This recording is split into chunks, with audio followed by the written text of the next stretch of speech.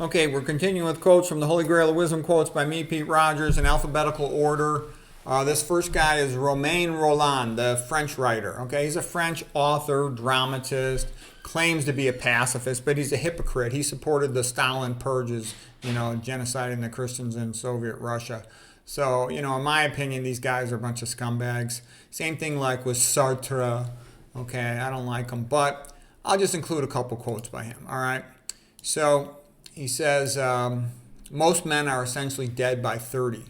And that's a little bit harsh, but basically if a guy takes a job that he hates and he's stuck in it forever and he never does anything else, he's not going to be too happy. And then in the modern world, his wife often divorces him, so he's trapped in the job he hates, giving money to her so she can live in the house he bought, having sex with some other guy, so that's a pretty bad deal. A hero is a man who does what he can. That's a good quote, because you do what you can.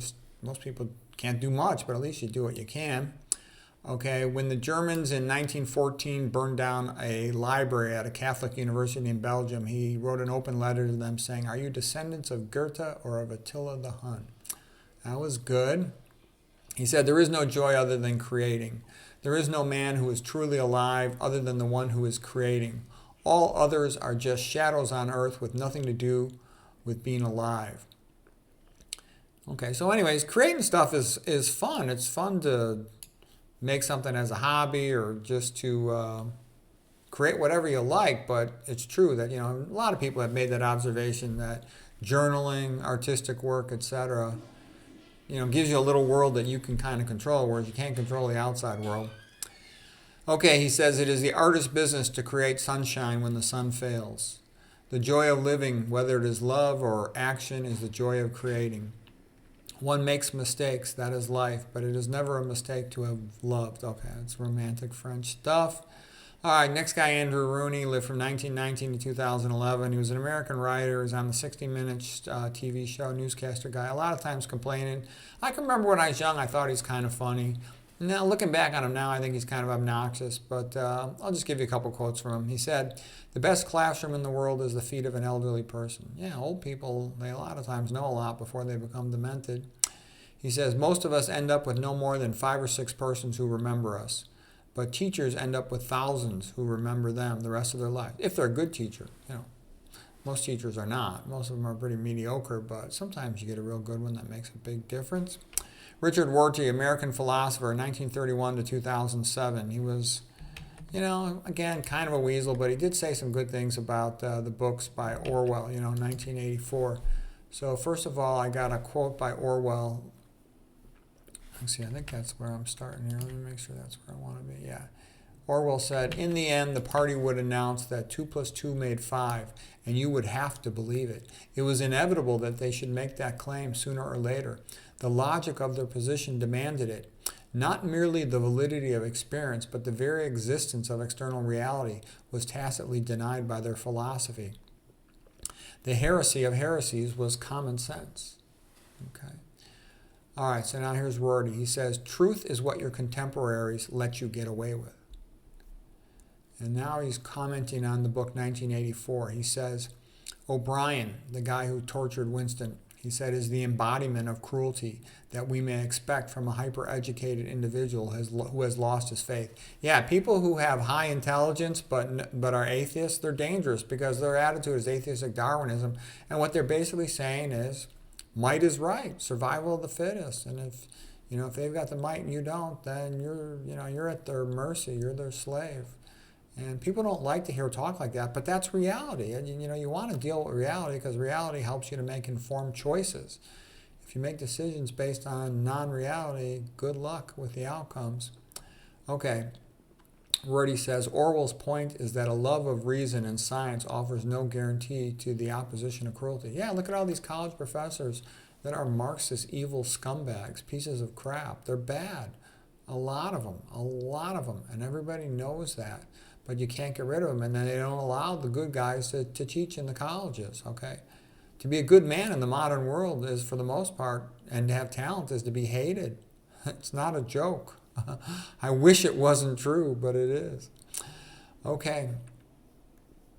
It's sort of like everybody's looking for a minority affirmative action person to be the leader of something, but no one ever calls me the smartest Hispanic doctor in the whole world. No one wants to talk to me. No one wants me involved in health anything. Nobody wants me to teach. Nobody wants me to do anything. I'm totally ostracized. And why? Because I'm the best. Because I talk about Christ. I talk about the truth. I talk about morality. I talk about what a joke atheism is. I talk about what a joke multiculturalism. Because I tell the truth. That means I'm ostracized forever, but somebody's got to tell the truth. If we don't tell the truth, we're all going to end up in slavery. I mean, it's pretty obvious.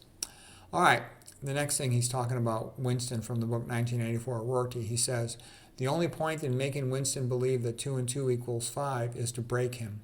Getting somebody to deny a belief for no reason is a first step towards making him incapable of having a self, because he becomes incapable of weaving a coherent web of belief and desire. Once this combination of belief and desire is destroyed, there is no residual self, and certainly no autonomous, timeless, character-laden self, which might be expected to maintain its core integrity in the context of O'Brien's torture. O'Brien is a frightening sadist bent on social death, rendering people meaningless and snuffing out their lives. Yeah, so that's basically what political correctness does. It basically says atheism is the way it's going to be. Your life is meaningless. You're just a talking monkey, so shut up and do as you're told. That's what it's saying. And it says, anything good and beautiful is not allowed. Oh, we don't want good, beautiful art. We want modern art. That's all fake crap. I'm always disgusted when I see people put pictures of modern art in their homes, on their walls, or in their institutions and buildings. It's a frickin' insult. They put it up there because they consider it socially acceptable, that it's not going to offend anybody. Well, it offends me. I'm offended to see that they have caved in to this, Marxist bullshit that you're supposed to put a piece of crap on your wall because that's the proper thing to do. No, it's a scumbag, sellout, lightweight, evil thing to do. I hate modern art because I know what it means. It means the destruction of Christian art, and that's the goal of it. That's what it's really about. Why else would anybody put fake crap up on their wall? That's what it's about.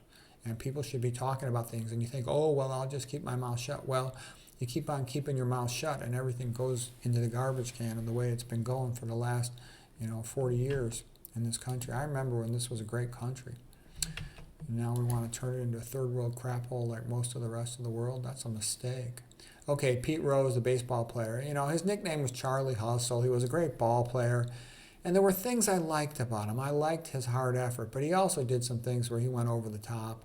I remember one play where he sort of I think it was the catcher or something, he sort of slammed into him when he didn't have to, and I think he hurt the guy. And it was totally gratuitous, and I kind of lost respect for him after that. But I still liked other things about him. He was a star when I was a young kid, and we used to collect baseball cards. I used to play baseball and all that stuff. Anyways, here's a couple quotes by Pete Rose, and I do like this one quote. He says, "You'd be surprised how many shortcomings can be overcome by hustle. If someone is equal to me in ability, I will beat them every time because I will try harder." Now that's a great quote. Somebody's got to win and somebody's got to lose, and I believe in letting the other guy lose. It is easy to practice something you are good at, and that's what most people do. What's tough is to go out and work hard on the things you don't do very well. You owe it to yourself to be the best you can possibly be in baseball and in life. Yeah, I like that one. It's like, why not do everything the best you can? Eat the best diet, get the best exercise you can, the best sleep you can, etc. Why not try to be your best? Anyways, that's the quotes for today. I hope you found that helpful.